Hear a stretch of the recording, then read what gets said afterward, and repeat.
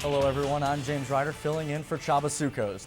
Since making his Major League debut in 2006, Defiance grad Chad Billingsley has been a staple of the Dodgers rotation. In 4 of his first 5 years in the Bigs, Billingsley has recorded 12 wins or more, and today he returned to Ohio as the Dodgers travel to Great American Ballpark to take on the Reds. Top first, Billingsley already got a little bit of help. He's up 1-0. Well, Matt Kemp, he's going to add to that. A 2-run bomb to left puts the Dodgers up 3-0 before the Reds are even able to pick up their bats. But bottom first, Drew Stubbs showing off his power. The towering drive to center cuts the lead to 2. It's now 3-1. Reds are trailing. Top second, how about the pitcher, Billingsley? He's going to pick up a bat. And on the 11th pitch, as fast as it came in, that's how quickly it leaves. 4-1 Dodgers, but again, the Reds will have their chance to answer. This time, it's in the form of a 2-run single by Brandon Phillips.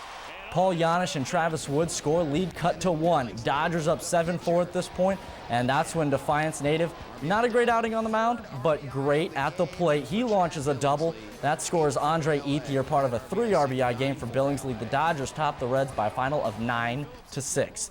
Indians looking to avoid a 4-game sweep at the hands of the Texas Rangers. Top second, Mitch Moreland sends a blast to center. Rangers strike first as they go up 1-0. Then in the top third, Elvis Andrus, well, he'll do the same thing his teammate did. He sends a solo jack, this time to left, and the boys from Texas, they're out to a 2-0 lead.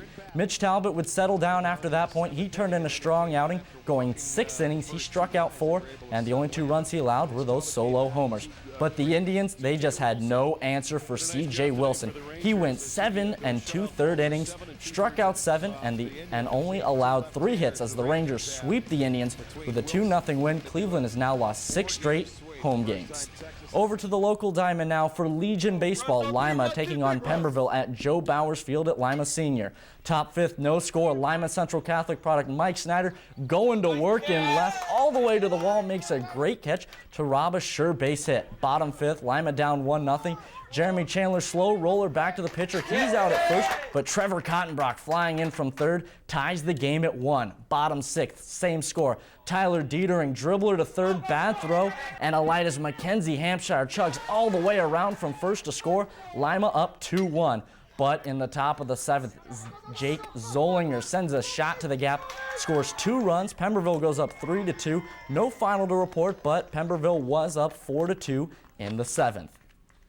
Roger Federer's 16 Grand Slams are more than any other player in the history of the sport. But when faced against his biggest rival, Rafael Nadal, Federer has not fared too well, losing 5 of the 7 meetings in Grand Slam finals, including 3 in the French Open.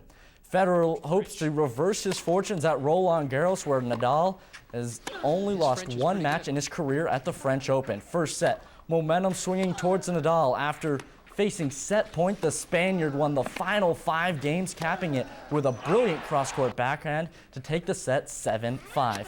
Second set in the tiebreak, Nadal hits another hard forehand winner and takes the second 7-6. In the third now, Federer not going down easily. He hits the shot past Nadal and comes back to win the third 7-5. Fourth set, Rafa is just too much. After a brief exchange of ground shots, Federer hits it long, and Nadal wins his 6th French Open championship, matching the mark set by the great Bjorn Borg.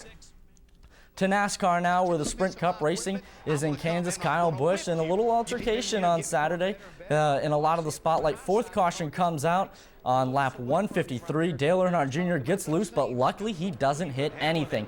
Then on lap 161, Kurt Busch in the 22 car passes Denny Hamlin to take the lead. And then with 10 laps to go, Busch has to go in for a final pit stop, and he needs gas. That gives the lead to teammate Brad Keselowski, and he cruises on the final lap as Keselowski in the number 2 car claims his first win since he finished first at Talladega 75 races ago, and Earnhardt's hopes of snapping his winless 106 race streak are dashed as he finishes 2nd. And don't forget, you can keep up with us here in the sports department on our Facebook page. Just search for WLIO Sports, 2 words, and click the like button. We'll give you updates on stories we're working on, breaking sports news, and we'll update you from games that we're at. You can even give us your feedback or ask questions, so check out WLIO Sports on Facebook. And if Twitter's your thing, you can follow Andy Young, our sports editor, at AndyYoung74. All right, thanks, James. We'll be right back right after this.